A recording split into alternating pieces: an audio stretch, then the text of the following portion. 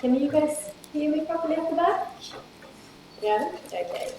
So yeah, my name is Iida from the Byl-Knoefel. I am the author of A Kitchen Fairytale, which is a whole food, plant-based, no oil cookbook. And 3 years ago, I was diagnosed with inflammatory arthritis, and I have since reversed my symptoms naturally through a plant-based diet. And this is my story. So for me, it all started in 2014 in August. I was out running one day, and suddenly the back of my left knee started feeling really uncomfortable. So I had to slow down and make my way home, and I tried to rest for a few days, but the knee actually started getting really painful and swollen. So I went to see my GP, who told me to rest for a month. Living in central London, that's not the easiest thing. But I did my best, but soon my knee was so swollen that I couldn't actually walk down the stairs. I couldn't bend it enough to walk down the stairs. I couldn't stand up for more than about a minute before it got really stiff and painful. Basically, I wasn't just idly waiting around for this to go away. I went to see an osteopath, I saw a homeopath, I saw 2 acupuncturists, 3 physiotherapists, a couple more doctors. Everybody had really good ideas of, what exercise I could do and what little pills I could take, and nothing helped. So it was only 6 months after it all started that I was referred to the rheumatology department at UCLH in London. And they ran their tests, and they concluded that I had something called AA-positive oligoarthritis, quite similar to rheumatoid arthritis. And I was quite pleased actually to get a diagnosis, and I asked the rheumatologist how long will I be taking this medication before I'm well again. And she just said that no, we don't know why some people get this, and there is nothing we can do. You have to be on the medication for the rest of your life. And I was getting married around this time, so my husband and I were hoping to start a family soon. So I was given the option of 2 different drugs that were kind of deemed safe during pregnancy. And I was also told that I would be under the care of a specialist department during any future pregnancies. Now, because I was getting married, I had been looking up some side effects on Google on these medications, so I didn't want to start taking it until after our wedding, so I didn't want to risk a puffy face in wedding photos, and Google is a really good place to go to if you want to link up these things. So this is the only picture I pretty much have, and that's actually my knee. It's my left knee there, about 3 months into recovery. It was about double that size when it was at its worst. So a year after it all started, so in August 2015, I started taking a medicine called sulfasalazine. And to me, this was the worst experience to date. I could feel this drug going through my body. It was like having metallic poison just run through my veins. I had a really unnatural headache. And within 2 weeks, I ended up in the emergency room with a severe allergic reaction to it, and they had to take me off the medication. At this stage, I then realized that I had one option left in terms of drugs if I wanted to have a baby. And something just shifted in me, and I decided that, this is ridiculous. I know that there is absolutely nothing wrong with me. I'm clearly doing something to cause this imbalance in my body. And if that's the case, that means that I can also undo whatever harm I've been doing. So I started researching, and whenever there was a mention of someone getting well from any kind of arthritic chronic condition, there was always a mention of a diet change.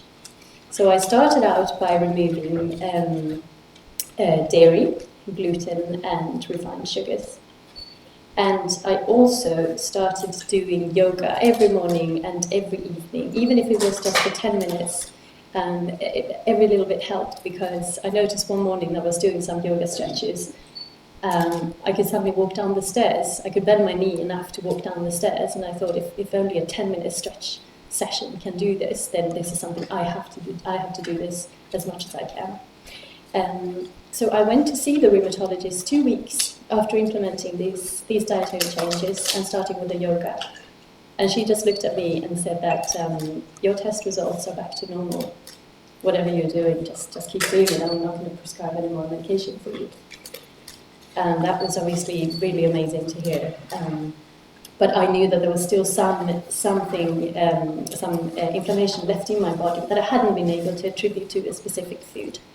So I just continued doing my research online, and that's when I came across the Paddison program for rheumatoid arthritis, where Clint Paddison has established why we get rheumatoid arthritis and similar autoimmune conditions, and how to reverse the symptoms naturally.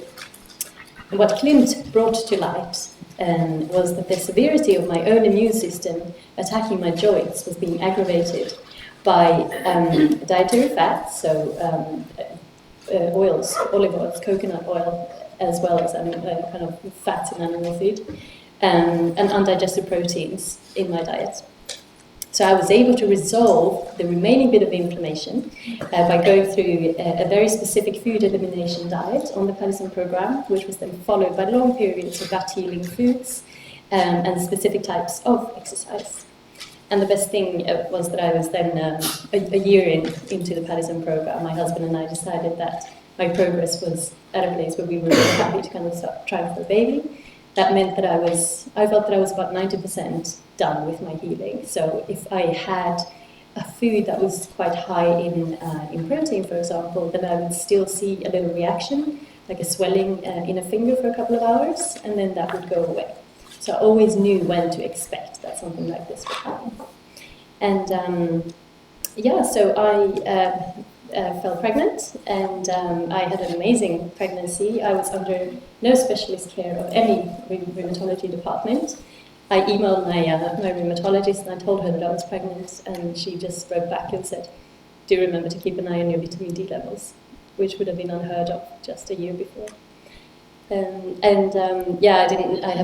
had so much energy, no swollen ankles, no indigestion, none of that, a beautiful plant-based pregnancy. And on the 1st of August 2017, I had our little Johannes, and I've been able to breastfeed him. He's now 21 months, is still breastfeeding because of all the amazing health benefits, and because I'm not on any drugs, obviously the breastfeeding is no problem. And he's thriving. Just to show you a little plant-based whole food baby.